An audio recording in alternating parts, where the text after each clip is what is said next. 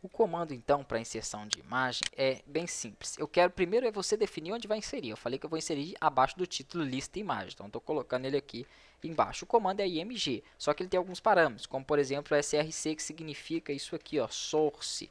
Isso aqui significa busca, procura. Então, aqui dentro das aspas do parâmetro src, eu tenho que colocar o caminho da imagem, significa colocar onde ela está, o nome e a extensão. Se ela estiver do lado do meu arquivo, aqui eu tenho aula 3 e aqui eu tenho as minhas imagens. Isso significa que eu já não preciso de colocar o caminho dela. Mas se ela estiver em outra pasta, eu já tenho que dar a referência. Faremos das duas formas. Ela está do lado, então não preciso de colocar o caminho. É só colocar o nome da imagem. Vou colocar primeiro a que eu peguei do deserto, que chama 01 ponto, a extensão dela. Então você tem que saber a extensão. Como que eu sei?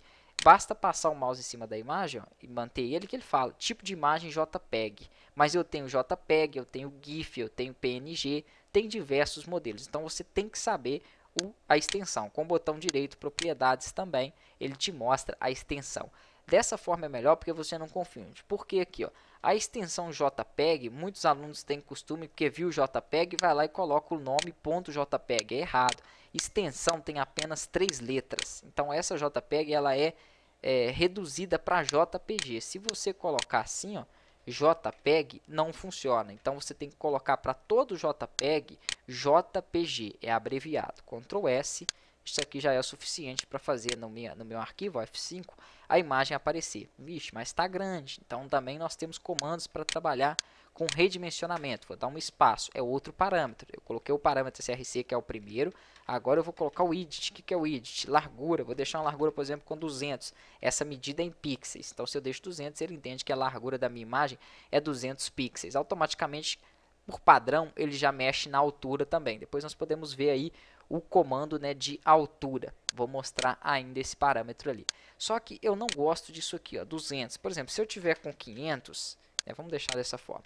Aí entraram no meu site, abriram no netbook. Só que você nunca sabe aonde vai ser aberto seu site, em qual resolução de monitor, em qual computador. Então, se for pequeno assim, ó, o computador, a imagem vai ocupar todo o espaço daquela página reservada aí para o seu site. Então, eu aconselho sempre os alunos colocarem imagens, em vez de deixar só o valor fixo assim, ó, coloca por porcentagem. Por exemplo, essa imagem vai ocupar 25% da página. Então, da página, independente da resolução dela, vou dar um F5, pronto.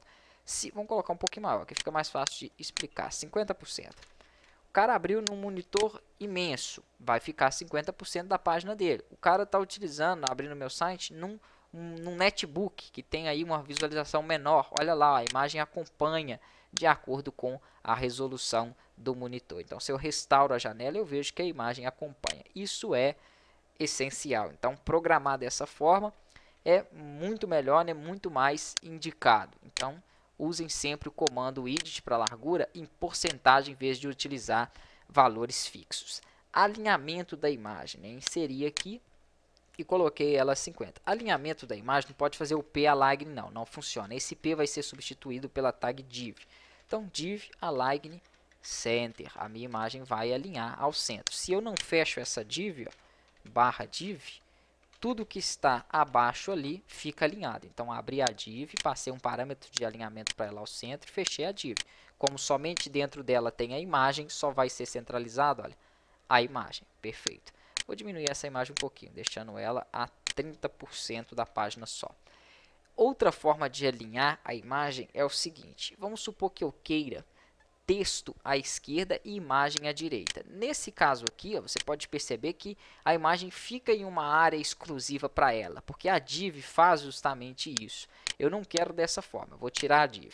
Eu quero imagem à direita e texto à esquerda. É bem simples o processo. É só você colocar o alinhamento, né, o parâmetro, o atributo de alinhamento aqui, ó, dentro da própria imagem. Alinhe ela para mim à direita. Então, não coloquei em div. Em div ela vai ficar em linha única. Se eu coloco dentro do meu comando de imagem, olha o que acontece. A imagem vem para a direita e aqui à esquerda eu tenho o meu texto para trabalhar. Então, aconselho que vocês façam dessa forma se quiser essa aparência. É óbvio que se a imagem estiver em uma linha única, pode pôr uma div. Mas se tiver texto de um lado e imagem do outro, momentaneamente nós faremos dessa forma, porque depois eu posso colocar uma tabela também para separar e dividir melhor o meu conteúdo. Próxima aula a gente vai dar sequência.